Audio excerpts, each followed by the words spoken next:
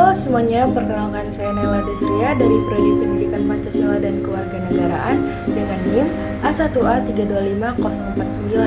Dalam video kali ini kita akan membahas sebuah topik yang sangat menarik dan penting, yaitu pendidikan dalam kebudayaan, berdasarkan tulisan Normina dalam jurnal Ittihad tahun 2017. Topik ini menjelaskan bagaimana pendidikan dan kebudayaan saling berhubungan erat, saling memengaruhi, saling membentuk, dan tidak bisa dipisahkan satu sama lain.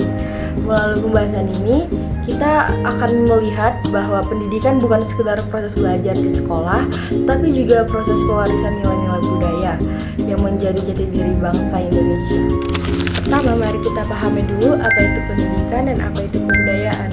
Menurut Undang-Undang Sistem Pendidikan Nasional pada tahun 2003, pendidikan adalah usaha sadar dan terencana untuk mewujudkan suasana belajar agar peserta didik dapat mengembangkan potensi dirinya, baik dari segi spiritual, kecerdasan, kepribadian, maupun keterampilan.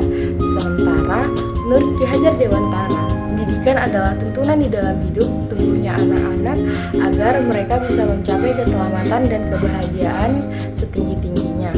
Sedangkan kebudayaan menurut para ahli seperti E.B. Taylor dan Koen Jaraningrat adalah keseluruhan sistem pengetahuan, kepercayaan, kesenian, hukum, adat istiadat, dan hasil karya manusia yang diwariskan dari generasi ke generasi. Kebudayaan mencerminkan cara hidup suatu masyarakat, mulai dari cara berpikir, bersikap, hingga bertindak dalam kehidupan sehari-hari. Jadi, kalau disimpulkan, pendidikan adalah proses pembentukan manusia, sedangkan kebudayaan adalah isi dan nilai yang membentuk kepribadian manusia itu sendiri. Nah, bagaimana hubungan keduanya? Normina menjelaskan bahwa hubungan antara pendidikan dan kebudayaan bersifat reflektif dan progresif. Artinya, pendidikan mencerminkan nilai-nilai budaya suatu masyarakat. Namun, di saat yang sama juga berkembang mengikuti perubahan budaya dan zaman. Misalnya, sistem pendidikan di Indonesia saat ini banyak berubah mengikuti kemajuan teknologi di globalisasi. Tetapi nilai-nilai budaya seperti gotong royong, kejujuran, sopan santun, dan rasa hormat tetap harus menjadi dasar dari proses pendidikan itu sendiri.